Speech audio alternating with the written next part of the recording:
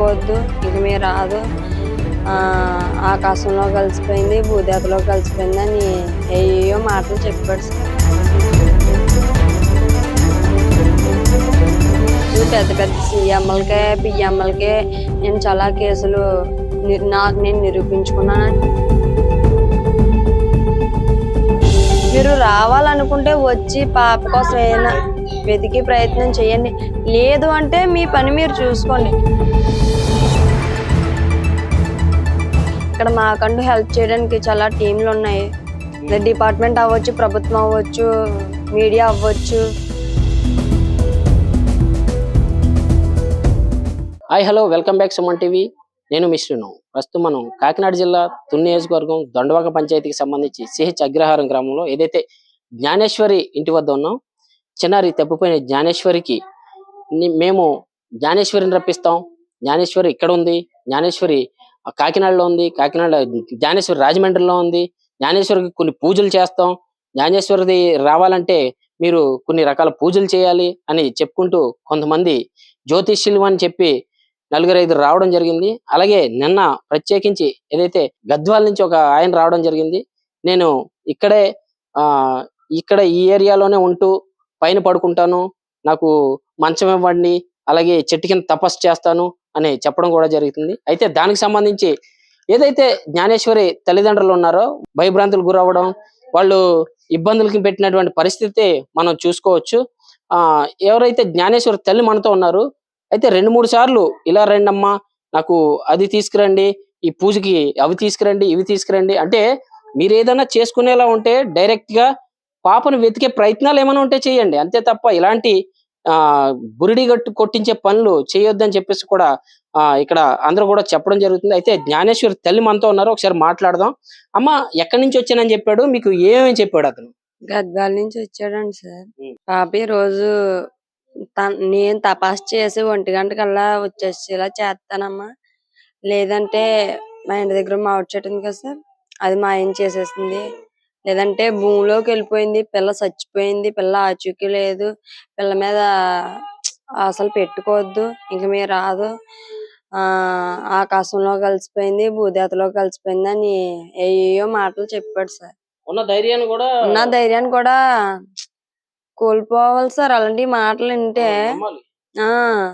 ఒకవేళ అదే జరిగిందా, అదే జరిగి ఉంటదా అన్న భయం సార్. ఆ రోజే నైట్ అక్కడికి వచ్చాడు సార్. అయినా ఆ రోజు నైట్ మొత్తం మాకు నిద్ర లేదు సార్. అంటే ఏమైనా జరుగుతున్నా పూజలో అన్నాడు సార్, ఆ పూజలు ఏమైనా జరుగుతున్నాయి, ఎక్కడెక్కడైనా చేసేస్తున్నాడా, లేదంటే మాకేమైనా పిల్లలు ఉన్నారు కదా సార్, చిన్న చిన్న పిల్లలు, వాళ్ళకేమైనా ఇబ్బంది అవుతుందా అని మొత్తం అందరం తెలియజేస్తున్నాం సార్.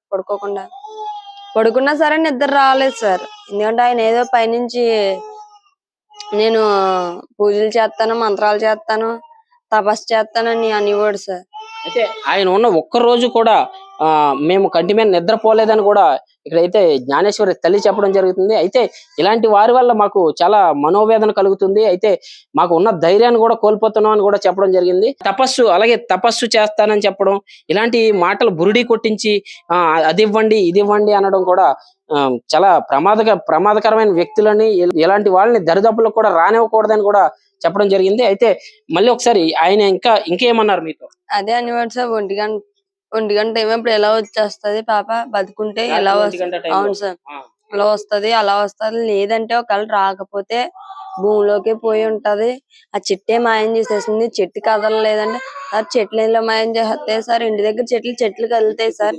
పైకి వెళ్ళేవాడు సార్, పైన చూసుకునేవాడు, మనుషులు చూసి ఏదో భయంకరంగా చూసేవాడు సార్. మళ్ళీ కిందకు వచ్చేవాడు, మళ్ళీ అలా వెళ్ళేవాడు, మళ్ళీ వచ్చేవాడు, మళ్ళీ భయంకరంగా చూసేవాడు. అలా అక్కడ మా ఆయన గారిని తోటంతా తిరిగిదామని చెప్పేవాడు సార్. మా ఆయన గారు వెళ్ళొద్దంటే మానేశాడు.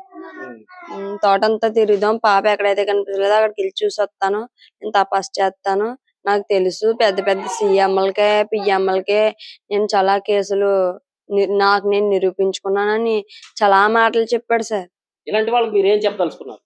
దయచేసి ఎవరైనా ఇలా మమ్మల్ని భయపెట్టో లేకపోతే మమ్మల్ని బూడి కొట్టో దయచేసి భయపించకండి. ఎందుకంటే ఎంతో కొంత పాప వస్తదన్న ఆశతో నేనున్నాను. ఎక్కడి నుంచో వచ్చి మాకేదో భయం పెడేసి ఉన్న ఆశను కూడా నిరాశ చెయ్యొద్దు. మీరు రావాలనుకుంటే వచ్చి పాప కోసం ఏదైనా వెతికి ప్రయత్నం చేయండి. లేదు అంటే మీ పని మీరు చూసుకోండి. ఇక్కడ మాకంటూ హెల్ప్ చేయడానికి చాలా టీంలు ఉన్నాయి. డిపార్ట్మెంట్ అవ్వచ్చు, ప్రభుత్వం అవ్వచ్చు, మీడియా అవ్వచ్చు. వాళ్ళు చేస్తారన్న ధైర్యంతో మేము ఉన్నాం. దయచేసి ఎవరైనా ఇలా మమ్మల్ని భయపెట్టి తప్పుడు ప్రచారాలు ఇచ్చి పాప లేదని అక్కడ పోయింది, ఇది పోయింది, అది పోయిందని దయచేసి చెప్పొద్దు. ఉన్న ఆశను కూడా నిరాశ చేయొద్దు సార్. నిన్న ఏదైతే పోలీసు వారి దృష్టికి కూడా ఈ విషయం వెళ్ళడం జరిగింది. పోలీసు వారు ఏమన్నారు? స్టేషన్ లో పడతామన్నారు సార్. ఇంకా ఇంటి వరకు ఇలాంటి వాళ్ళు వస్తే రానివ్వకండి అమ్మా. ఒకవేళ వచ్చినా సరే మాకు వెంటనే కంప్లైంట్ చేయండి. మేము వాళ్ళ సంగతి మేము చూసుకుంటామని చెప్పారు సార్. ఎందుకంటే చిన్న చిన్న పిల్లలు ఉన్నారు సార్. వాళ్ళ మాటలో గాని వాళ్ళ చూపులు గాని భయంకరంగా ఉన్నాయి సార్.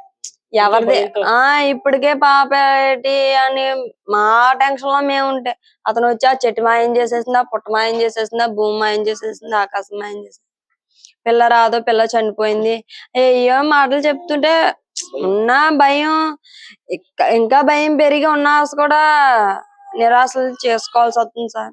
అదొకటి చిన్న చిన్న పిల్లలు ఉన్నారు. ఆ పిల్లల కోసం కూడా భయపడాల్సి వస్తుంది. నిన్న సాయంత్రం ఏదైతే పోలీసు వారి చొరవతో ఇలాంటి వాళ్ళని గేటు బయటికి తోసేసినటువంటి పరిస్థితి అయితే మనం చూసాం. అయితే ఇలాంటి వాళ్ళు ఇక్కడికి రావాలి అనుకుంటే గనక పాపను వెతకడానికి అయితే రండి.